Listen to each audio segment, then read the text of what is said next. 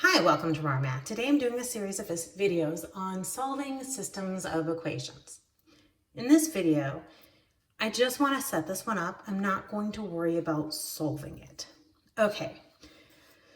Longfellow produces 3 grades of commercial fertilizers. A 100-pound bag of grade A fertilizer contains 18 pounds of nitrogen, 4 pounds of phosphate, and 5 pounds of potassium. A 100-pound bag of grade B fertilizer contains 20 pounds of nitrogen, 4 pounds each of phosphate and potassium. A 100-pound bag of grade C fertilizer, 24 pounds of nitrogen, 3 pounds of phosphate, and 3 pounds of potassium. How many 100-pound bags of each of the 3 fertilizers should Longfellow produce if 26,400 pounds of nitrogen, 4,900 pounds of phosphate, and 6,200 pounds of potassium are available and all the nutrients are used? Okay. One of the common mistakes I see students make is they read the first line and they think, okay, for fertilizer A, we have 18 pounds of the nitrogen and the 4 pounds of the phosphate and the 5 pounds of the potassium, and they really don't know where to go from there, and then they start to get confused, and then they do this for B and the C, and then they don't know where the other numbers go, and they get frustrated. These problems get frustrating. There's 3 variables, there's constraints, and they don't know where to go. Okay, so what do?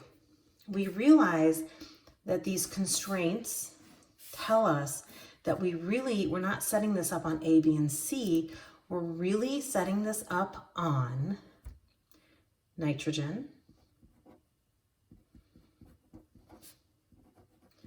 because that's one of our constraints, phosphate, because that's our next constraint, and potassium.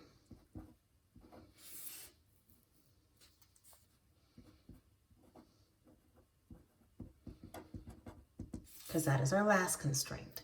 Our constraints tell us what our equations are going to be.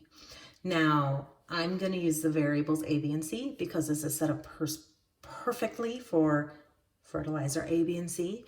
You could set this up to say that X is fertilizer A, Y is fertilizer B, and Z is fertilizer C, because most of our equations use X, Y, and Z. I'm just going to stick with A, B, and C. So nitrogen is 18 pounds of it goes into fertilizer A. And then for fertilizer B, we have 20 pounds of it goes into fertilizer B. And fertilizer C uses 24 pounds. And we want to use all of our nutrients. We're not less than, it's all of. If we were doing linear programming, we would say less than or equal to the 26,400 because it would be a constraint and we want to use at most 26,400, but we're told we're using all of it. So we'll just say equal to. Okay, for our phosphate, fertilizer A uses 4 pounds, and we'll kind of do this a little simpler. And fertilizer A uses 5 pounds of potassium. Okay, now fertilizer B uses 4 pounds each of potassium and phosphate. And then fertilizer C uses 3 pounds of phosphate and 6 pounds of potassium. So the phosphate is 4,900 and the potassium is 6,200. And this right here becomes our system. Now, again, if this was linear programming, we would add in constraints that say all of our numbers have to be greater than or equal to 0, because that's really important. We can't have negative numbers in this situation, and all of these are less than or equal to the constraint, because in reality, you might not use all of them. Okay. I hope you've enjoyed this video. Please subscribe to my YouTube channel, and I'll see you on the next video. Thanks!